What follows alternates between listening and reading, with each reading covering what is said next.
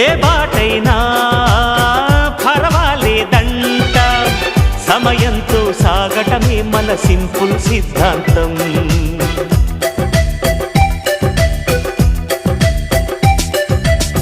చిరుగాలికి పరిమళమిచ్చే సిరిమల్లెల వనమై ఉందాం, గగనాన్ని నేలను కలిపే హరివిల్లుల వంతెన అవుదాం. ఆనందం అంటే అర్థం మనమందా, ప్రతి పూట పాటై సాగే హుషారు సరిగమలో. ఎన్నో ఎన్నో రాగాలుండే సంగీతం కాదా, చల్లకి నవ్వుల కేరింత.